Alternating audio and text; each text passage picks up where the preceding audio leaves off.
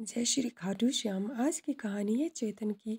चेतन कहीं पे नौकरी करता है, परंतु इस नौकरी से चेतन सेटिस्फाइड नहीं है, क्योंकि इसे अच्छी तनख्वाह नहीं मिलती है और इसके इसके इंटरेस्ट के मुताबिक भी इसे काम नहीं मिलता है। तो यह इस काम से बिल्कुल भी खुश नहीं है। यह एक दिन सोचता है कि इसके सभी दोस्त अच्छी खासी कंपनीज में काम कर रहे हैं, बल्कि ये सभी एक जैसे थे पढ़ने लिखने में। उनकी हालत भी इसके जैसी ही थी। ये कुछ अच्छा नहीं था पढ़ने में, परंतु इसके दोस्त भी इसके जैसे ही थे। वे भी ज़्यादा पढ़ने में अच्छे नहीं थे, परंतु आज देखिए कि वे बड़ी अच्छी कंपनीज में काम कर रहे हैं और किसी चीज़ की कोई दिक्कत भी नहीं होती है। फिर चेतन सोचता है चलो कोई नहीं, अपनी अपनी किस्मत की बात है। शायद इसकी किस्मत उतनी अच्छी नहीं है और इन लोगों की किस्मत ज़्यादा अच्छी है। यही सोचते हुए चेतन घर आता है और घर में थोड़ी देर आराम करता है। फिर एक उसके मन में विचार आता है कि क्यों ना व्यापार शुरू कर दिया जाए, परंतु शुरू कैसे करूं, पैसे तो नहीं हैं। फिर सोचता है पापा से मांग लेता हूं। फिर बाहर आता है, मम्मी पापा बैठे हैं, तो पापा से कहता है कि पापा मुझे नहीं लगता है ये अच्छी नौकरी है, इससे कुछ अच्छा खासा हो पाएगा, तो क्यों ना मैं व्यापार शुरू कर लूँ। तो पापा एकदम उसकी तरफ से देखने लगते हैं। फिर कहता है पापा मैं सोच रहा हूँ व्यापार में काफ़ी मुनाफा हो सकता है, इससे हमें काफ़ी अच्छा खासा पैसा भी आ सकता है। तो पापा कहते हैं देखो तुम ऐसे उल्टी सीधी बातें मत करो, जो काम कर रहे हो वही करो, और दूसरी तरफ मुड़ जाते हैं। फिर चेतन कहता है देखो पापा, इसमें हाँ आप सोच रहे होंगे कि इसमें घाटे की संभावना ज़्यादा रहती है, परंतु कई बार प्रॉफिट भी हो जाता है। और ज़्यादा पैसा थोड़ी लगाना है, 2-3 लाख ही तो लगाना है। पापा अनसुना कर देते हैं। फिर चेतन 10-15 मिनट के लिए चुप हो जाता है और अपनी मम्मी की तरफ देखता है। मम्मी अनदेखा करती हैं। फिर 10-15 मिनट बाद चेतन फिर से पापा से पूछते हैं पापा तो क्यों आप दे रहे हो पैसा मेरे व्यापार के लिए। तो इसके पापा कहते हैं कौन सा पैसा, कब दिया तूने मुझे रखने के लिए। नहीं पापा, आपका अपना पैसा जो बैंक में रखा हुआ है तो कल हम बैंक से ले आते हैं और इसे व्यापार में लगा देते हैं। तो पापा गुस्से में कहते हैं मैंने तुम्हें मना कर दिया ना, और मैंने ये पैसा किसी खास उद्देश्य के लिए रखा है, तुम पर बर्बाद करने के लिए नहीं है। खास उद्देश्य, हाँ तुम्हारी बहन छोटी की शादी है ना, उस पर भी तो खर्च आएगा, उसके लिए मैंने ये पैसा जोड़ कर रखा है। तो इस पर चेतन फिर आगे कुछ नहीं कहता है, पर मन ही मन सोचता है कि मम्मी तो वैसे ही इग्नोर मार रही हैं और पापा मेरी तरफ से कह रहे हैं कि बिल्कुल मना है, मुझे शुरुआत तक नहीं करने दे रहे हैं। इस पर चेतन थोड़ा गुस्सा होता है और रूम में चला जाता है। उसकी बहन वहाँ बैठी होती है। तभी उसके मन में आता है क्यों ना बहन से कुछ पैसा लिया जाए और व्यापार पर लगा दिया जाए। तो वह बहन के पास जाता है और कहता है कि तुम्हारे पास कुछ पैसा होगा, मुझे चाहिए था। तो सारी बात चेतन की बहन पूछती है, चेतन बता देता है। फिर चेतन की बहन कहती है नहीं, मैंने अपनी पॉकेट मनी से ये पैसा बचाया है, ऐसे ही थोड़ी बर्बाद कर दूं कि तुम आओ और मांगो और कहीं पे लगा दो और इसका रिटर्न भी आने की कोई संभावना ना हो। यहाँ से भी चेतन को निराशा मिलती है और अकेला जाकर बैठ जाता है और सोचता है कि मेरे घर वाले कितने बुरे हैं, और मैं तो इतना 1-2 लाख ही मांग रहा था, जैसे करोड़ों मांग लिया हो और चुपचाप बैठ रहा होता है। ये सब चेतन ऐसे बोल रहा होता है जैसे उसकी तनख्वाह ही 1-2 लाख हो, जबकि 20-30 हज़ार कमाने वाला लड़का ऐसी सोच रहा है, परंतु उस समय उसकी सिचुएशन ही ऐसी होती है। फिर चेतन वहाँ से बाहर निकल जाता है और जाता है। तभी रोड पे एक ऑटो वाला दिखता है और रास्ता पूछ रहा होता है, इसे आवाज़ देता है, पास जाता है। ऑटो वाला कहता है कि ये एड्रेस कहाँ मिलेगा। चेतन कौन सा एड्रेस। तभी रिक्शा वाला उसे एड्रेस देता है। अच्छा ये एड्रेस, ये तो मेरे घर के पास वाला है। अच्छा आपका घर कौन सा है। अरे इस एड्रेस के पास वाला मेरा घर है। हाँ हाँ वहीं पूछ रहा हूँ, ये एड्रेस कहाँ है। अरे तुझे समझ नहीं आ रहा है, मेरे घर के पास वाला ये घर है। अरे बाबा, आप बात कैसे करते हो? मैं वहीं तो पूछ रहा हूँ, मुझे नहीं मालूम आपका घर कहाँ है। तो चेतन पास आता है और गर्दन पर हाथ रख कर कहता है, ये पास में, ये सामने जो पीले रंग का घर दिख रहा है, ये मेरा घर है। इस पर चेतन रिक्शा ड्राइवर कहता है, अच्छा अच्छा। और चेतन बताता है कि इसके पास वाली जो ये कोठी है, ये सेठ जी की कोठी है और तुम्हें यहाँ पर सामान पहुँचाना है तो वहाँ पहुँचा दो। अच्छा ठीक है। अच्छा ये बताओ, इसमें लाई तुम क्या हो? नहीं साहब, कुछ नहीं, बस कार्टन्स लाया लाया हूँ। अच्छा ठीक है। तो चेतन भी उसके पीछे वहाँ तक चला जाता है, उनका सामान देखने लगता है। सामान देखता है तो उसमें से एक डिब्बा खोलने की कोशिश करता है, उसमें ताका झांकी करता है। चेतन के पापा देख लेते हैं और ऊपर से गुस्से में कहते हैं, अरे तुम्हारी ताका झांकी करने की आदत गई नहीं, ताका झांकी करने वाला कहीं का, चल हट पास से। तो चेतन एकदम से डर जाता है और थोड़ा पीछे हटता है। परंतु उसके जब पापा दूसरी साइड चले जाते हैं, फिर से चेतन ताका झांकी करने लगता है। तभी सेठ जी आते हैं, अरे क्या ताक झांक रहा है, पूछ नहीं सकता है क्या है? इस रिक्शे वाले ने तुझे बताया नहीं क्या है? रिक्शे वाला, हाँ साहब बताया था कि इसमें कार्टन्स हैं। और चेतन एकदम से डर जाता है और एकदम से पीछे हटता है, जिससे उसका हाथ कमीज डिब्बे में फंस जाती है और डिब्बा नीचे गिर जाता है।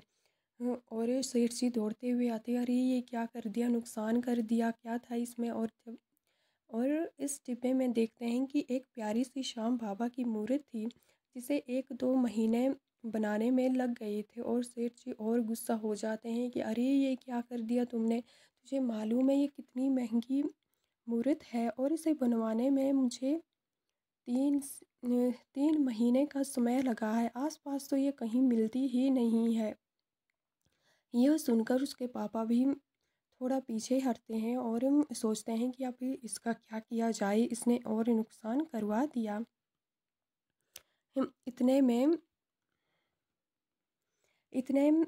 मैं जब उस मूर्ति को देखते हैं तो वो मूर्ति टूट गई होती है। सेठ जी बड़ा गुस्सा करते हैं। इस पर चेतन कहता, आप इतना गुस्सा क्यों कर रहे हैं? आपका नुकसान हुआ ना, तो इसकी भरपाई पापा कर देंगे, क्यों ना पापा आप इसके पैसे दे दीजिएगा।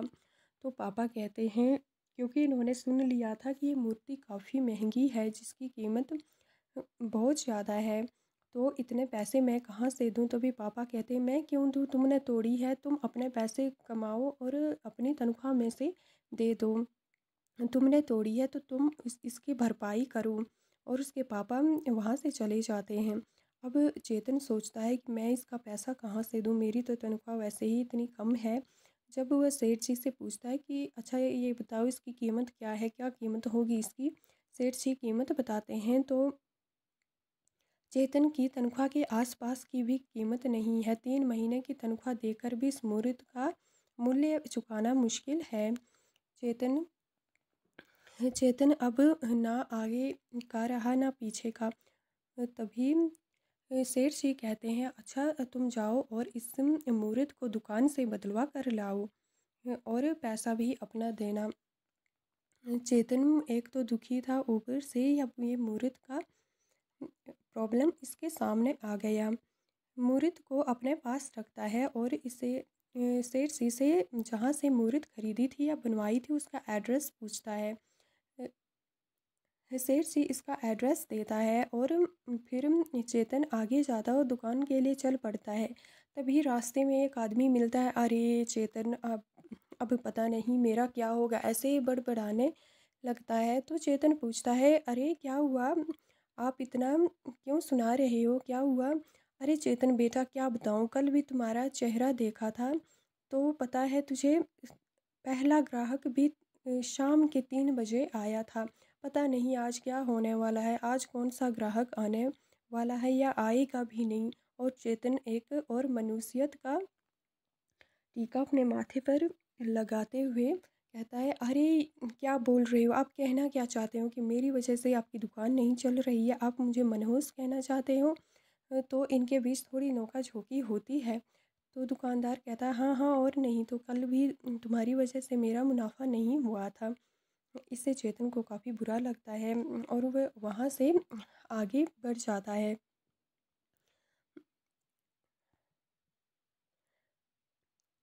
जहाँ से ये मूर्ति खरीदी थी उस दुकान की ओर जाता है। रास्ते में एक पेड़ है, वहाँ पर थोड़ा आराम करता है, फिर दुकान की ओर चल पड़ता है। जब दुकान पर पहुँचता है तो दुकानदार पूछते हैं, अरे बेटा क्या हुआ, तुम क्या कुछ खरीदना है, क्या खरीदना है? चेतन कहता है, नहीं आपने जो ये महंगी मूर्त बनाई थी यह टूट गई है। तो सेठ जी, अरे ये कैसे टूटी, ये तो काफ़ी अच्छी मूर्त थी। तो जब देखते हैं अपने पास मूर्त बुलाता है, अच्छा तुम्हें और कौन सी मूर्त चाहिए? तो वो मूर्त देखने लगता है, उस टूटी हुई मूर्त को अपने पास दुकानदार लेता है और देखता है, अरे क्या बोल रहे हो, ये तो बिल्कुल सही है, ये तो कहीं से भी टूटी हुई नहीं है।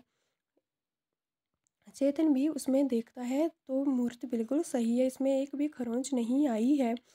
फिर चेतन वापस आता है और खुशी खुशी वापस आता है, घर पे आता है, सेठ जी को मूर्त देता है। अरे सेठ जी, आप भी आपने क्या सही से नहीं देखा था, ये मूर्त कहाँ टूटी है? क्या बकवास कर रहे हो, तुमने देखा था, तुम्हारे पिता ने देखा था, रिक्शे वाले ने देखा था, सब ने तो देखा था मूर्त टूटी हुई थी। अच्छा यहाँ लाओ, कहाँ कैसे ठीक हुई, तुमने दूसरी लाई और देखते हैं कि मूर्त तो टूटी हुई है। इस पर डांटते हुए सेठ जी कहते हैं, इसका मतलब तुम दुकान पर गए ही नहीं और झूठ बोल रहे हो कि मूर्त सही है, देखो ये तो टूटी हुई है। चेतन भी देखता है मूर्त अब भी टूटी हुई है। फिर वापस ये दुकान पर जाता है, वहाँ जाकर फिर देखते हैं कि ये तो मूर्त बिल्कुल सही है। और फिर अ, अ, चेतन कहता है, अरे दुकानदार जी अच्छे से देखिए और मूर्त को अच्छे से देखिए, कहीं टूटी हुई तो नहीं है, यहाँ आकर कैसे ठीक हो गई। फिर ये देखते हैं दुकान पर बिल्कुल सही है। जब चेतन वापस आता है फिर सेठ जी को मूर्त देता है, फिर टूटी हुई निकलती है। अब सेठ जी डांटते हुए कहते हैं, जब तुम अच्छी और नई मूर्त ले आओ तभी यहाँ पे आना, वरना यहाँ पे आने की ज़रूरत नहीं है। तो अब चेतन परेशानी में ऐसे ही फिर दुकानदार पर चला जाता है, दुकानदार के पास चला जाता है, परंतु वहाँ जाकर मूर्त बिल्कुल सही हो जाती है। ऐसे चक्कर लगाते लगाते चेतन के 4-5 चक्कर लग जाते हैं। छठे सातवें चक्कर में अब वो परेशान हो जाता है और एक जगह बैठकर काफ़ी दुखी होता है। तभी वहाँ से एक गाड़ी वाला जा रहा होता है और ये सब देख रहा होता है, तभी कहता है, अरे क्या हुआ, जय श्री श्याम, जय खाटू श्याम। तो चेतन दुखी मन से कहता है, कुछ नहीं, आप कौन है, आप अपने काम पे जाओ, आप यहाँ पे क्या कर रहे हो? वो आदमी पूछता है, अरे मैं तुम्हें देख रहा हूँ, क्या हुआ तुम बताओ तो सही। चेतन बताता है कि जब मैं दुकानदार के पास जाता हूँ मूर्ति बिल्कुल सही दिखती है, और जब मैं जहाँ से ये मूर्ति लाया हूँ वहाँ पे जाता हूँ तो ये मूर्ति बिल्कुल ख़राब दिखती है। इस पर वो गाड़ी वाला हंसने लगता है और कहता है कि अरे इसमें कौन सी बड़ी बात है, ये तो अच्छा तुम एक काम करो, ये मूर्त यहाँ पे रखो और थोड़ा आराम कर लो और ये मेरा कार्ड रख लो। तो चेतन कहता है, मुझे कोई कार्ड वार्ड नहीं चाहिए, मुझे पहले इस मूर्त को ठीक करवाना है और वहाँ पहुँचाना है। तो गाड़ी वाला कहता है, अच्छा कहाँ से टूटी है मूर्त? फिर वे देखते हैं कि अब तो ये मूर्त फिर से ठीक है। तो गाड़ी वाला बताता है कि मैं इस कंपनी में काम करता हूँ, यहाँ का मालिक हूँ, तुम चाहो तो यहाँ पर नौकरी के लिए आ सकते हो और इस कंपनी में जॉब करना चेतन का सपना था, जैसा कि आम लड़के का या किसी का भी होता है। तो वो खुश हो जाता है और पहले तो कार्ड लेने से मना करता है, परंतु फिर कार्ड रख लेता है। और गाड़ी वाले कहते हैं कि यह मूर्त तो बिल्कुल ठीक है, आप फिर से एक बार चेक कर लो, क्या पता कुछ हमें लग रहा हो कि ये टूटी हुई है पर टूटी ना हो। चेतन अच्छे से चेक करता है, पहले तो ये इस मूर्ति में पगड़ी ही थी, अब ये बाल कहाँ से आ गए, अब ऐसे लग रहा कोई नई मूर्त ही तैयार होकर उसके पास खड़ी है, क्योंकि इसमें एक बालों की लट आगे आ गई है। अब चेतन वापस सेठ जी के पास जाता है और सोचता है कि वहाँ जाकर अगर फिर से ये मूर्त टूटी हुई हो तो ये क्या करेगा। आगे जाता है और मूर्त को लेकर सेठ जी को मूर्त देता है। सेठ जी बड़े प्रसन्न होते हैं क्योंकि इस बार मूर्त टूटी नहीं है और ये उस मूर्त से भी बहुत खूबसूरत मूर्त है। मूर्त को देखकर सेठ जी की प्रसन्नता का ठिकाना नहीं रहता है और ये बड़ी प्रसन्नता के साथ पंडाल में मूर्ति को लगा देते हैं। मूर्ति इतनी सुंदर है कि हर किसी की नज़र इस मूर्त से हट ही नहीं रही है। अब चेतन भी काफ़ी प्रसन्न है क्योंकि इसकी वजह से जो नुकसान हुआ था वो आज इसकी प्रसन्नता में बदल गया। हर कोई इसकी प्रशंसा कर रहा है, कितनी सुंदर मूर्ति इसने बनवाई, कहाँ से लाया। अब तो इसके पास इतने सारे ऑर्डर आ गए, 50 कम ऑर्डर आ गए हैं ऐसी ही मूर्त बनवाने के लिए, परंतु इसने तो कहीं से बनवाई नहीं थी। सोचता है अब क्या किया जाए। तभी एक कारीगर को वो इस मूर्ति को दिखाता है और उससे ऐसी मूर्ति बनवाने के लिए कहता है। तो कारीगर सेम ऐसी मूर्तियाँ बनाकर देता है देता है। इस पर उसे काफ़ी अच्छा खासा मुनाफा भी हो जाता है। तभी यह सब कहानी तो बाद की है, उसी दिन की कहानी यही है कि सेठ जी बड़े प्रसन्न होते हैं और मूर्ति को पंडाल में रखवा देते हैं। अगले दिन इनके यहाँ भी एक बाबा का जागरण था। तो घर आता है, चेतन घर आता है और काफ़ी प्रसन्न होता है और कहता है कि अब तो मुझे जॉब भी मिल जाएगी और अपनी जेब से कार्ड कार्ड निकालने लगता है। कार्ड कहीं खो गया था और ये परेशान हो जाता है और मम्मी को बताता है कि इतनी अच्छी कंपनी से ऑफ़र आया था परंतु अब मेरा कार्ड ही खो गया, अब मैं क्या करूं। तो मम्मी कहती हैं हाँ तो उस कंपनी का नाम तो उन्होंने बताया होगा, वहाँ चले जाना और उनसे बात कर लेना। परंतु मम्मी ऐसे ही कैसे चला जाऊँ, पहले घर से फ़ोन पे बात तो कर लेता उसके बाद जाता ना। यही कहते हैं तभी वो गाड़ी वाला घर पर आ जाता है और चेतन कहता है आप यहाँ पे क्या कर रहे हो, क्या मुझे अब नौकरी नहीं दे रहे हो, आप मना करने के लिए यहाँ आए हो। तो वे हंसते हैं क्योंकि ये काफ़ी देर से इसका पीछा कर रहे होते हैं, देख रहे होते हैं कि लड़का कहाँ से है, क्या करता है और इनका पीछा करते करते ये घर तक आ गए हैं। ये पूछते नहीं नहीं मैं तुम्हें मना क्यों करूँगे, तुम इतना बताओ तुम्हारी तनख्वाह कितनी है। तो चेतन अपनी तनख्वाह बताता है। तो कहता है तनख्वाह तो अच्छी खासी है, अच्छा मैं इससे थोड़ी कम तनख्वाह दूंगा पर तुम्हें जॉब पर रख लूँगा। तो चेतन कहता है तब तो रहने ही दो, मैं वहीं वहीं पे ही ठीक हूँ। एक तो आप ऑफ़र देते हो, ऊपर से इतना कम पैसा, मुझे नहीं करनी है कोई नौकरी आपके यहाँ। तो वे हंसते हुए कहते हैं तो ठीक है ज़्यादा पैसा ले लेना। तो चेतन कहता है आप कहना क्या चाहते हो और आप हो कौन, आप सच में कोई कंपनी वाले हो या ऐसे ही ऑफर के नाम पर ठगी कर रहे हो। तो चेतन के पापा अपनी हंसी नहीं रोक पा रहे हैं क्योंकि ये चेतन के पापा के ही दोस्त हैं जिनसे काफ़ी समय पहले झगड़ा हो गया था और ये रूठ कर इनसे चले गए थे। आज ये वापस आए हैं और इनकी काफ़ी अच्छी खासी कंपनी है। तो ये चेतन के पापा और ये एक दूसरे को पहचान गए हैं। फिर ये कहते हैं कि अच्छा तुम बताओ तुम्हें कितनी तनख्वाह चाहिए, चाहे तुम्हें जितनी भी तनख्वाह चाहिए हो तुम खुद अपनी मर्ज़ी से तय करो, मैं उतनी तनख्वाह तुम्हें दे दूँगा। चेतन कहता है आप कहना क्या चाहते हो, फिर से आप मजाक कर रहे हो। तो कहते हैं नहीं मैं आपसे कोई मजाक नहीं कर रहा हूँ। इस पर इनके पापा और इनकी बातचीत होती है और चेतन को पता चलता है कि अच्छा ये तो इनके दोस्त हैं, ये एक दूसरे को जानते हैं जानते हैं क्योंकि ये चेतन के पापा का कोई दोस्त नहीं था, बस एक ही दोस्त था, वो यहीं था। और ये इनके बीच जब पहले कुछ सालों पहले झगड़ा हुआ था तो ये रूठ कर चले गए थे। इसके बाद इनके घर में दोस्त तो आते नहीं थे, तो चेतन को इनके बारे में पता नहीं था। अब इनके बीच बातें होती हैं और ये चेतन को अपनी कंपनी में अच्छी पोस्ट पर रख लेते हैं।